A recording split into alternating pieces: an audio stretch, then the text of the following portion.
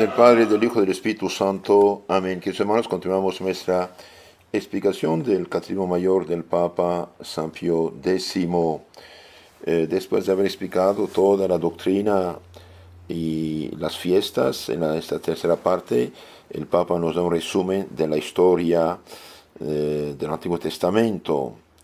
En las charlas anteriores hemos hablado de la religión, como Dios, al crear el hombre, puso un vínculo entre él y su criatura, el vínculo moral que se llama religión. Y hemos visto que la religión fue revelada por Dios, la religión primitiva. De hecho, todas las religiones actuales fundadas por hombres guardan unos elementos de la revelación primitiva, pero mezclados con muchos errores. Por eso Dios purificó todo esto, primero en el Antiguo Testamento y después en el Nuevo Testamento. Y el Nuevo Testamento, por Jesucristo, es la revelación definitiva que Dios mismo hizo mediante su Hijo, y esta revelación la confió a su Santa Iglesia, una Santa Católica Apostólica. Ahora vemos la historia, resumen de la historia del Antiguo Testamento. Preguntas, párrafos más bien, párrafos 10 a 23. El libro del Génesis, primer libro de la Biblia, nos habla de la creación. Y bien, hablemos ahora de la creación del mundo, creación del hombre, de los ángeles y pecado de Adán y Eva y su castigo. En el principio creó Dios el cielo y la tierra, con todo lo que en el cielo y en la tierra se contiene. Y aunque pudiera acabar esta gran obra en un solo instante, quiso emplear 6 periodos de tiempo que la Escritura Santa llama días. 6 periodos, 6 épocas. El primer día o periodo dijo: hágase la luz. Hubo luz. El segundo hizo el firmamento. El tercero separó las aguas de la tierra, y a ésta le mandó que produjese hierbas, flores y toda suerte de frutos. El cuarto hizo el sol, la luna y las estrellas. El quinto creó los peces y las aves. El sexto creó todos los otros animales. Y finalmente creó al hombre. El día séptimo cesó Dios de crear, y a este día, que llamó sábado, Shabbat, que quiere decir descanso, mandó más tarde, por medio de Moisés, al pueblo hebreo que fuese santificado y consagrado a él. Y hermanos, científicamente sabemos que el mundo no existió siempre, y el mundo empezó, y lo que no existe no puede darse la existencia. Es imposible que haya un hombre sin padre y madre, es imposible. Es imposible que haya un árbol si usted no planta la semilla de este árbol. Entonces, el mundo existe, pero no existió siempre. Por lo tanto, a lo que no existe no puede darse la existencia. Por lo tanto, alguien de existente anterior al mundo, autoexistente, el ser que existe por sí mismo, llamado Dios, ha creado las cosas. El ateísmo siempre es fruto de épocas decadentes, inmorales, amorales, etc. No es lógico. Todo se hizo solito. Se lo afirma, como yo dijera que el celular, el teléfono, el carro se hicieron solitos, el avión se hizo solito, puedo decirlo, pero ¿qué pruebo? Nada. La palabra dicha es verdadera cuando corresponde a la realidad. Un libro es un libro, no es una manzana. Puede ser una manzana, pero nada cambia. La verdad es lo que realmente existe. Entonces, la creación del mundo es un hecho, y existe el mundo, y el mundo está ordenado. El mundo hay orden, hay leyes, hay vida. ¿Quién hizo todo esto? Solito se hizo, dicen unos cuantos, pobres de Dios. Y esto lo enseñan todas las escuelas. No es correcto, no es justo. No es justo hacer pasar por verdad científica aprobada hipótesis de Darwin. Darwin, ¿qué dijo? Hay semejanza entre todos los seres animales. Es verdad. Todos los seres animales tienen un tipo digestivo. ¿Y cuál es tu problema? Esto no significa que uno viene del otro. El hombre es un animal racional, un animal inteligente. Bien, hablamos ahora de la creación del hombre. Párrafo 11. Dios creó al hombre a su imagen y semejanza y lo hizo así. Formó el cuerpo de tierra, luego sopló en su rostro y fundiéndole un alma inmortal. Entonces Dios saca de la materia lo que va a ser el cuerpo y cree de la nada un alma inmortal, inteligente y con voluntad libre. Dios impuso al primer hombre el nombre de Adán, que significa formado de tierra, y lo colocó en un lugar lleno de delicias llamado el paraíso terrenal.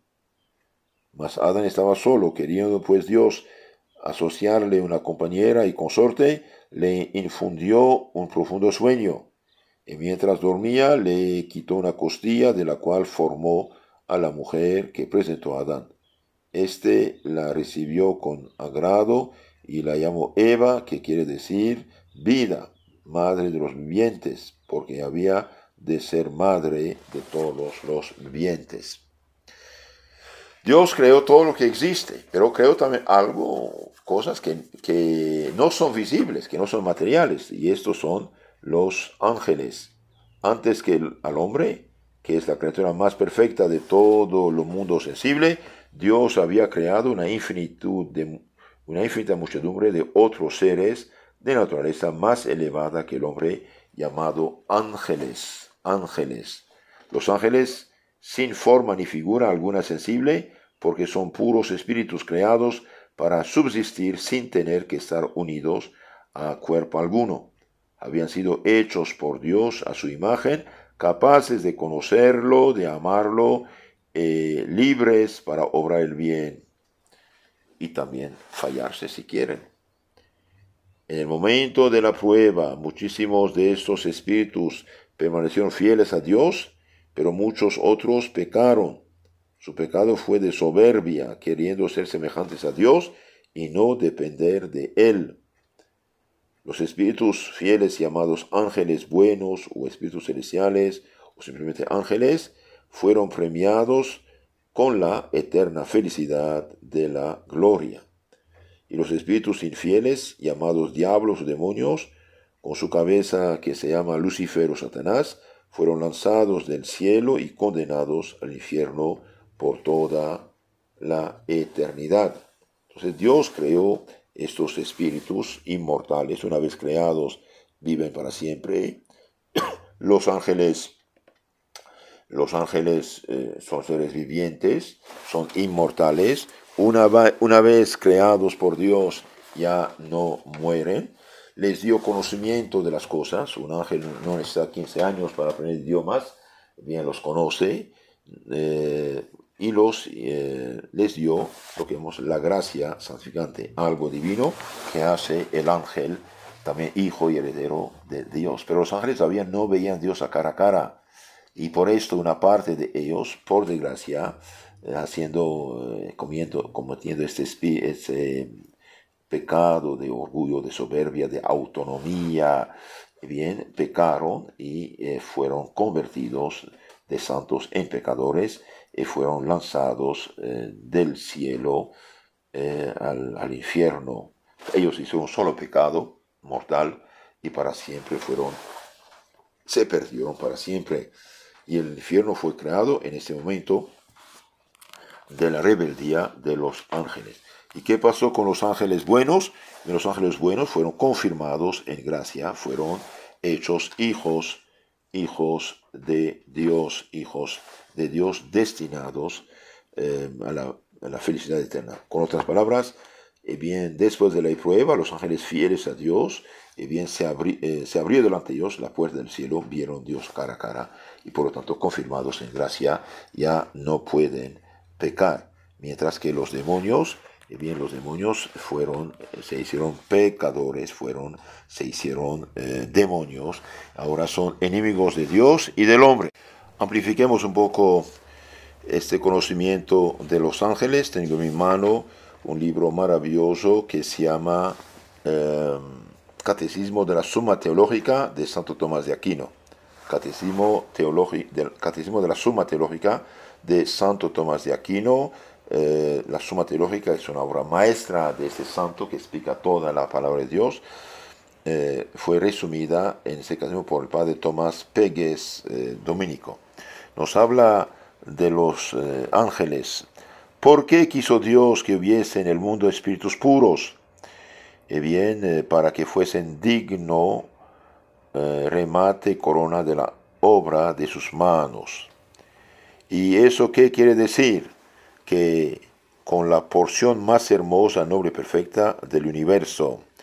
Entonces, son corona de su obra, significa que los ángeles son la porción más hermosa, más noble, más perfecta del universo. ¿Qué cosa es un espíritu? Un espíritu, un ángel, es una sustancia completa que no está unida a la materia ni relación a ella. No es material, es una sustancia completa. ¿Son muy numerosos los espíritus? Sí, son muy numerosos. ¿Excede su número al de todas las demás naturalezas creadas? Sí. ¿Por qué tantos? Porque era conveniente que en la obra de Dios lo más perfecto sobrepujase a lo imperfecto. ¿Cuál es el nombre común de todos los puros espíritus? El de ángeles. ¿Por qué? Porque son los enviados que utiliza el Señor en el gobierno de las demás criaturas. Ángel significa enviado, embajador. ¿Pueden los ángeles unirse sustancialmente a un cuerpo lo mismo que las almas humanas? No. No, y si bien en ocasiones se han aparecido en forma humana, los ángeles no tienen de hombres más que la apariencia exterior. Por ejemplo, cuando el arcángel Rafael apareció a Tobías, cuando Gabriel apareció a la Virgen o a Zacarías. ¿Están los ángeles en algún sitio? Sí.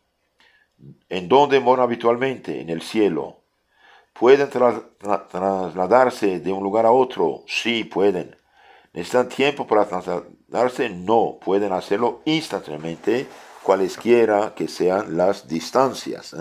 Por ejemplo, yo estoy aquí en Guatemala y pienso en la Virgen de Guadalupe. En pensamiento estoy ya en el Tepeyac, pero mi cuerpo impide de ir ahí. Cuando un ángel quiere, de aquí a allá se mueve y ya está ahí al instante. Pueden, si así lo desean, abandonar lentamente un sitio y ocupar otro en la misma forma. Sí, porque el movimiento angélico consiste en la actuación sucesiva en distintos lugares o en diversas partes de un mismo lugar. Ahora hablemos de la vida íntima de los ángeles. ¿En qué consiste la vida íntima de los ángeles? Supuesto que son espíritus puros, consiste en conocer y amar. ¿Qué especie de conocimiento poseen? Poseen conocimiento intelectual. ¿No poseen también conocimiento sensitivo como los hombres? Carecen absoluto de él. ¿Por qué? Porque no se da conocimiento sensitivo sin cuerpo orgánico, y los ángeles no son corporales. ¿El conocimiento intelectual de los ángeles es más perfecto que el nuestro? Claro que sí. ¿Y por qué? Porque ni su conocimiento tiene origen en las especies tomadas del mundo exterior, ni su ciencia progresa mediante el raciocinio, la reflexión, ya que abarca con una sola mirada los principios y las consecuencias. Entonces los ángeles, con una mirada, ven los principios y sus consecuencias, mientras nosotros vamos lentamente pensando una cosa y otra, después sacamos conclusiones. ¿Es infinita la ciencia de los ángeles? No, porque es finita su naturaleza. Únicamente Dios es ser infinito, posee ciencia infinita. ¿Conoce el conjunto de las criaturas? Sí, porque lo exige su calidad de espíritu puro. ¿Saben los ángeles lo que sucede en el mundo? Sí, porque lo ven en sus especies naturales a medida que va sucediendo.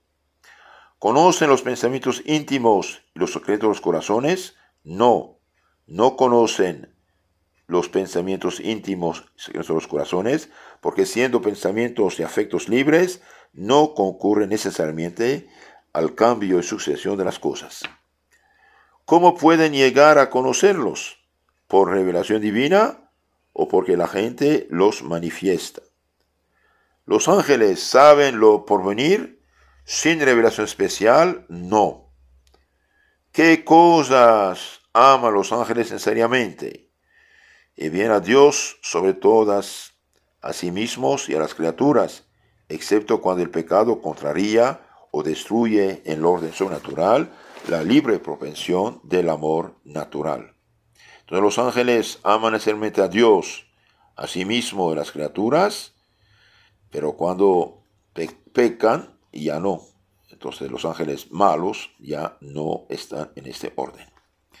Digamos unas palabras acerca de la creación de los ángeles. ¿Creó Dios íntimamente a todos los ángeles? ¿Inmediatamente los ángeles? Sí, porque todos son espíritus puros y no pueden de otro modo venir a la existencia. ¿Cuándo fueron creados? Los ángeles fueron creados al principio de los tiempos, en el mismo instante que los elementos del mundo material. ¿Fueron creados los ángeles en algún lugar corpóreo? Sí, porque así convino a los designios de la divina providencia. ¿Cómo llamamos al lugar en que fueron creados? Lo llamamos obviamente cielo y a veces cielo empíreo. ¿Qué cosa es el cielo empíreo? Un lugar amenísimo, lleno de luz, esplendor, cifra y compendio de lo más delicioso del mundo corporal. ¿El cielo empíreo es lo mismo que el cielo de los bienaventurados? ¿O sea, el cielo? Sí. De la tentación de los ángeles. ¿En qué estado fueron creados los ángeles? En estado de gracia. ¿Qué entendéis cuando decís que fueron creados en estado de gracia? Que el primer instante de su creación recibieron, junto con la naturaleza, la gracia santificante, que los hacía hijos adoptivos de Dios, y mediante ella podían alcanzar la gloria eterna. Entonces los ángeles tienen la naturaleza de ángel más la gracia santificante. ¿Fue necesario que los ángeles merecieran la gloria inmediatamente y mediante algún libre acto? Sí. ¿En qué consistió aquel acto de libre albedrío? En seguir el movimiento de la gracia que los inclinaba a someterse a Dios por entero, para recibir de Él con acatamiento y acción de gracias el don de la gloria que les había prometido. Entonces los ángeles, siguiendo el movimiento de la santidad, de la gracia, que los inclinaba a someterse a Dios por entero, y bien iba a recibir la gloria, ver a Dios cara a cara. Necesitaron mucho tiempo para elegir bajo el influjo de la gracia entre la sumisión y la rebeldía, bien, un solo instante. Hecha la divina elección, fueron inmediatamente admitidos al goce de la bienaventuranza eterna. Sí. Entonces los ángeles fieles a Dios, una vez que aceptaron esto, vieron a Dios a cara. ¿Y qué pasó con los ángeles malos? ¿Permanecieron fieles todos los ángeles en la prueba meritoria a que Dios los sometió? No.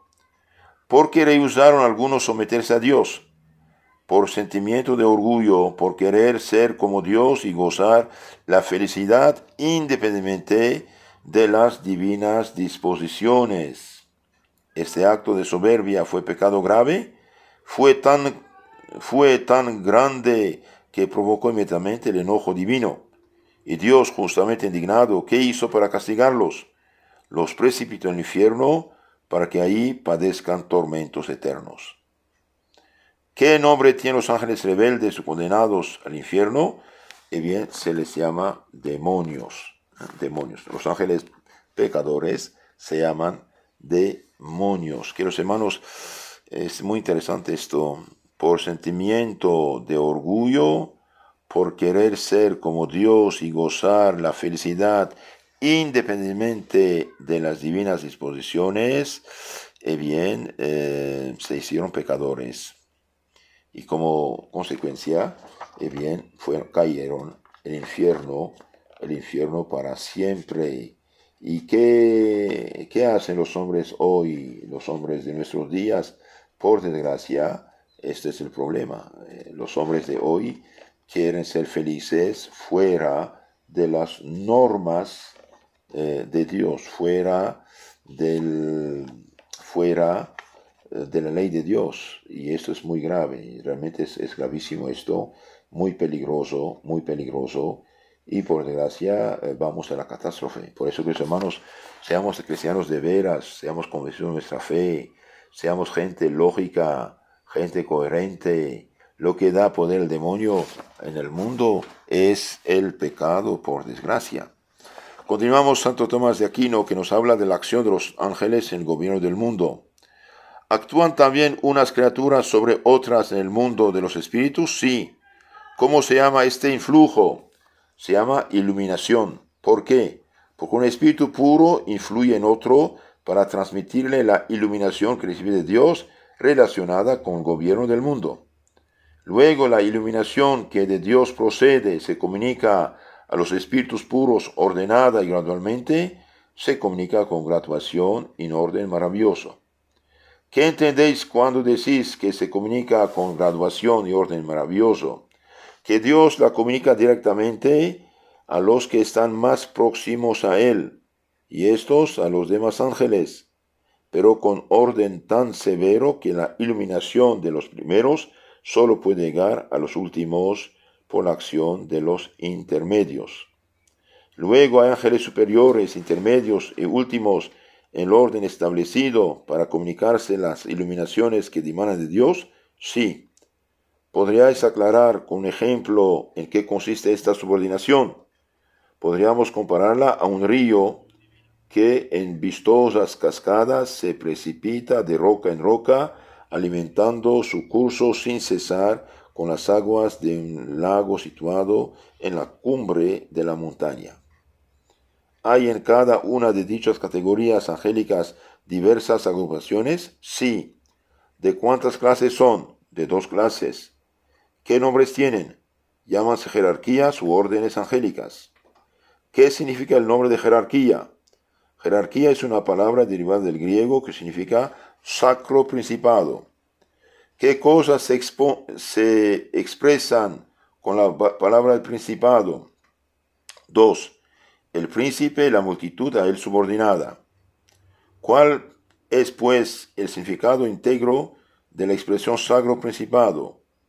Significa y designa el conjunto de todas las criaturas racionales llamadas a participar de las cosas santas, bajo el gobierno único de Dios, Rey de Reyes y Príncipe soberano.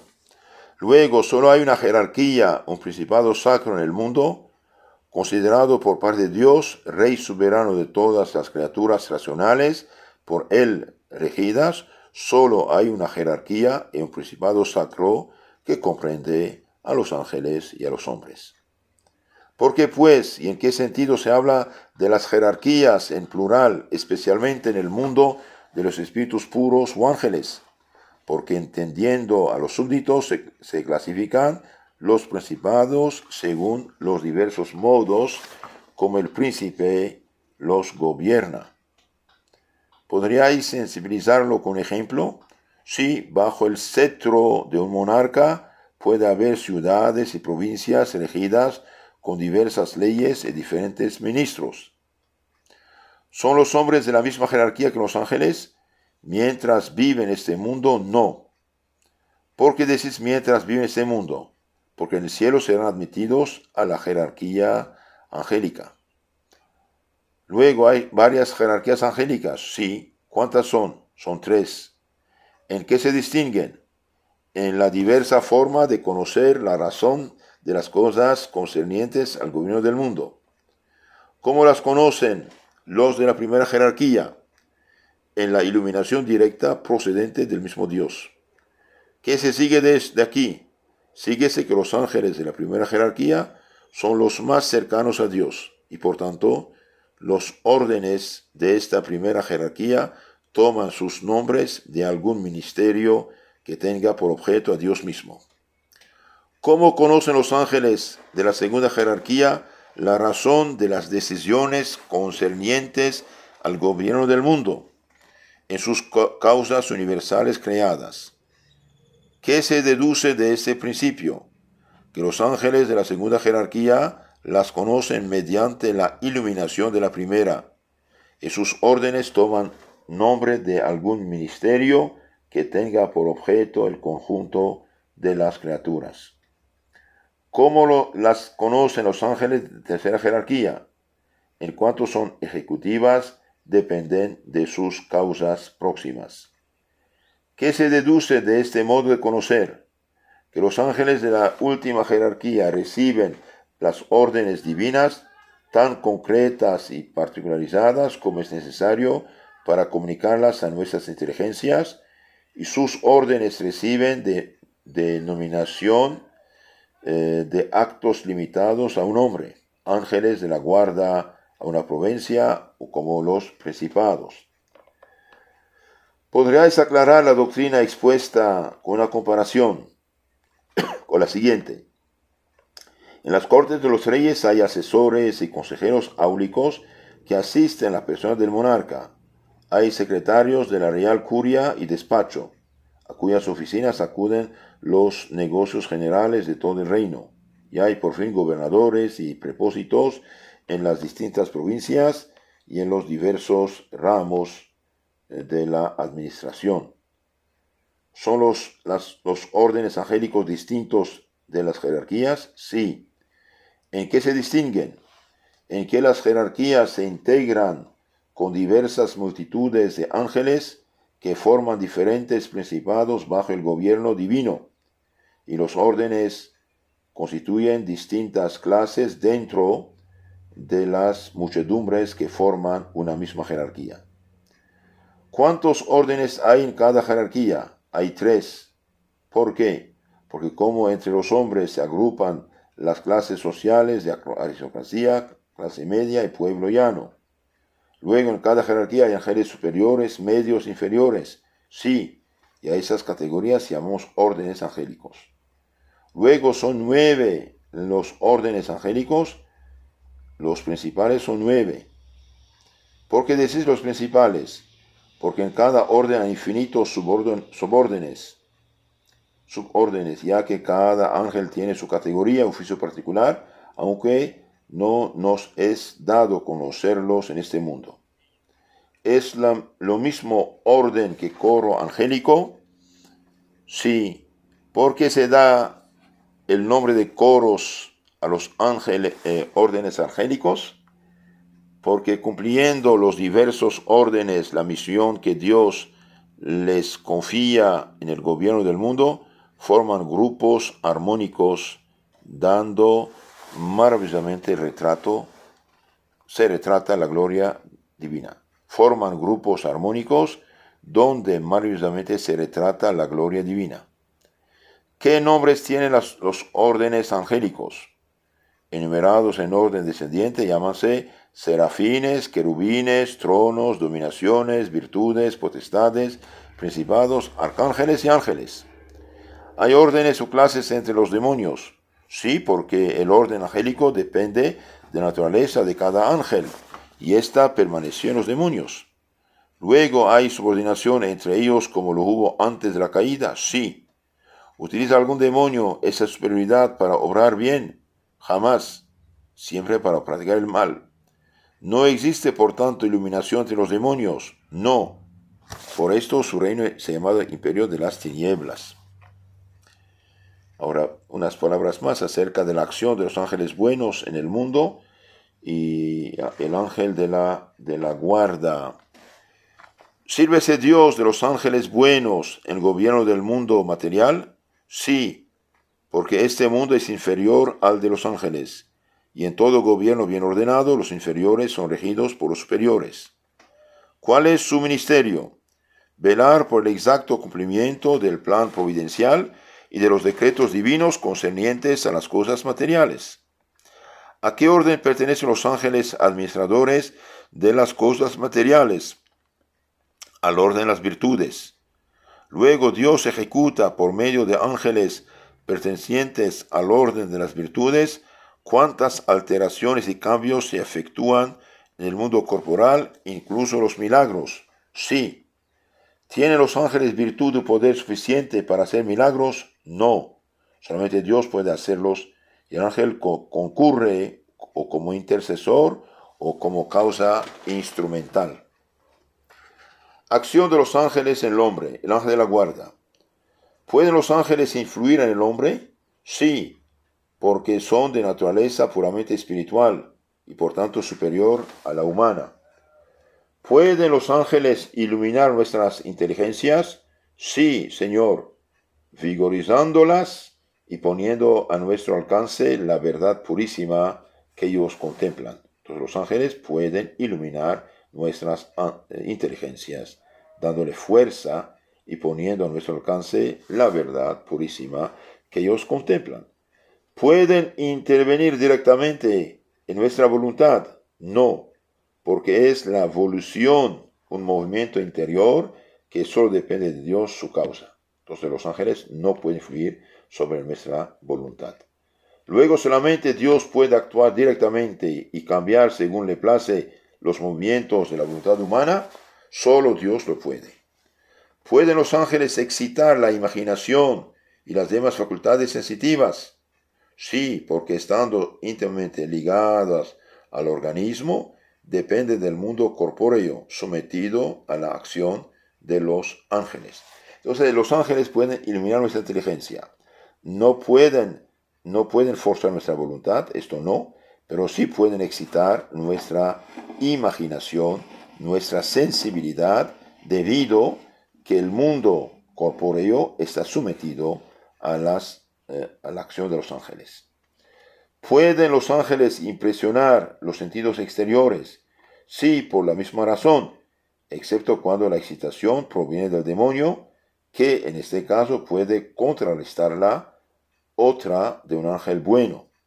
Entonces los ángeles pueden impresionar nuestros sentidos externos, sí pueden hacerla, pero cuando la excitación viene del demonio, puede ser contrarrestada por un ángel bueno. Por consiguiente, ¿los ángeles pueden dificultar, impedir la obra de los demonios? Sí, porque la justicia divina sometió a los demonios, en caso de su pecado, al dominio de los ángeles. Entonces, los demonios están sometidas por su pecado a la acción de los buenos ángeles. ¿Envía Dios sus ángeles a ejercer algún ministerio entre los hombres? Sí, Señor, Dios se sirve de ellos para promover el bien y para ejecutar sus designios cerca de los mortales. ¿Envía con este objeto a todos los ángeles? No. ¿Cuáles son los que jamás emplea? Los de la primera jerarquía. ¿Por qué? Porque es privilegio de esta jerarquía el de permanecer constantemente cabe al trono de Dios. ¿Qué título obtienen los ángeles de la primera jerarquía en atención a este privilegio? El de ángeles asistentes. ¿Cuáles son, pues, los enviados? Todos los de la segunda y tercera jerarquía, pero adviértase que las dominaciones presiden al cumplimiento de los decretos divinos y los otros órdenes, virtudes, potestades, principados, ángeles, arcángeles, son los ejecutores. ¿Destina Dios algunos ángeles para custodia de los hombres? Sí, porque la divina providencia decretó que el hombre ignorante en el pensar, movedizo y frágil en el querer, tuviese como guía protector en su peregrinación hacia el cielo a uno de aquellos espíritus dichosos, confirmados para siempre en el bien. ¿Destina Dios un ángel de guarda a cada hombre o solo para guardar muchos? Destina uno para cada hombre, porque ama Dios más a un alma que a todas las especies de criaturas materiales. Sin embargo, de esto determinó que cada especie tuviese un ángel custodio encargado de su gobierno. Entonces, hay un ángel de la guarda para cada hombre, para cada alma, por ser espiritual Dios la ama, y hay un ángel de guarda para cada especie de las criaturas materiales. ¿De qué orden toma Dios los ángeles de la guarda? Los toma del último coro. ¿Tienen todos los hombres sin excepción ángel custodio? Sí.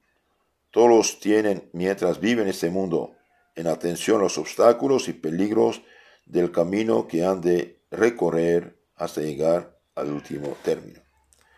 Lo tuvo nuestro Señor Jesucristo en cuanto hombre, considerando que era persona divina, no convino lo tuviese, pero si hubo ángeles investidos con la nobilísima misión de servirle. ¿Cuándo empieza cada ángel custodio a ejercer su ministerio? en el instante en que el hombre llega al mundo. ¿Abandonan alguna vez los ángeles de la guarda a los hombres confiados a su custodia? No. Velan por ellos sin interrupción hasta que exhalan el último espíritu en la vida. ¿Se afligen a la vista de las tribulaciones y males de su pupilo? No, porque después de hacer lo que está en su mano para evitarlas, reconocen, adoran ellas la grandeza inescrutable de los juicios de Dios. Entonces los ángeles no se aflijan a la vista de tribulaciones y males de sus protegidos. ¿Por qué? Porque después de haber hecho lo que está en su mano, adoran en los decretos divinos. Es bueno y recomendable en la práctica invocar con frecuencia y confiar en nuestras personas y cosas al ángel de la guarda. Es práctica excelente y muy recomendable invocar nuestro ángel de la guarda y confiar con frecuencia nuestras personas y cosas al ángel de la guarda. Por ejemplo, cuando uno maneja un carro, nuestros santos ángeles ruegan por nosotros. Poner su casa, su carro, su moto, todos sus bienes bajo la protección del ángel es bueno. Cuando invocamos a los ángeles de la guarda, ¿acudan infaliblemente a nuestro socorro? Sí, pero con sujeción y arreglo a los decretos divinos, con tal que sea en cosa ordenada a la gloria de Dios.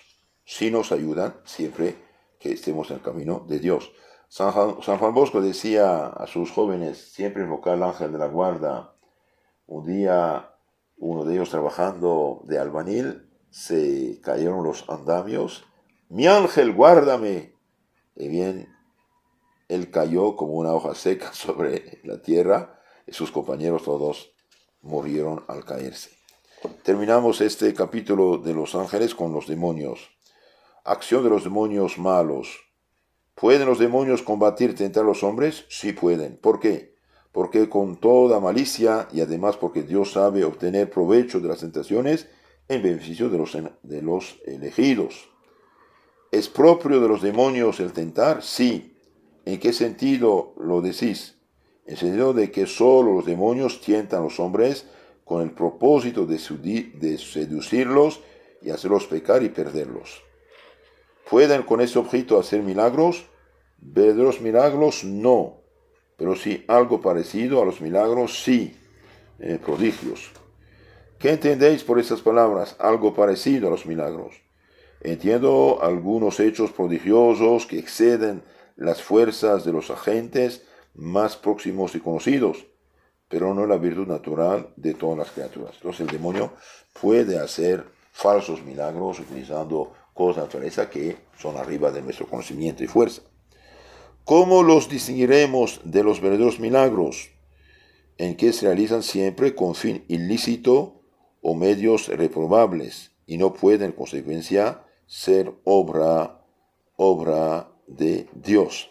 Entonces, queridos hermanos, hemos dicho que los ángeles son puros espíritus creados por Dios a su imagen y semejanza, tienen conocimiento, tienen fuerza, tienen voluntad libre, reciben conocimiento infuso de las cosas, y Dios los revestió de la gracia de la santidad.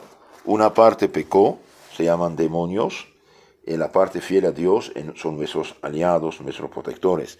Bien, confiámonos siempre a la protección de nuestro ángel de la guarda, nosotros, nuestras familias, nuestros bienes, y cuando sabemos que algo es mal, no discutir con la tentación.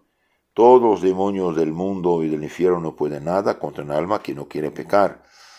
Entonces, no jugar con la tentación, no hacer caso a la tentación. Si quieren conocer más y mejor su fe católica, suscríbanse a nuestro canal Catecismo Católico Tradicional, y también en YouTube, Telegram, y también en otro canal FSSPX Costa Rica, donde tenemos muchos temas de formación espiritual. Cuídense de la nueva era, cuídense de esto que ángeles van a visitarle, que invítalos. No, cuidado, esto no viene de Dios, cuidado. No, hay gente que supuestamente ángeles vienen a visitarte, etcétera, etcétera. No, cuídense de la brujería, hechicería, horóscopos, supersticiones. Todo esto es obra del maligno. Y el demonio que le gusta hacer mucho, hacer pasar por Espíritu Santo. Y en las sectas inventa ritos, cosas. El demonio puede incluso ayudarte para dejar vicios con tal que pierda la fe católica y peque. Puede hacerse sentir muy bien. Todo lo que no es normal, no viene de Dios, no puede venir de Dios. Y el Espíritu Santo fue dado a la Iglesia católica y ninguna otra. Todos los que pretenden poner manos, etcétera, están en gran peligro, no hagamos caso. El Espíritu Santo se recibe mediante los sacramentos y especialmente la confirmación.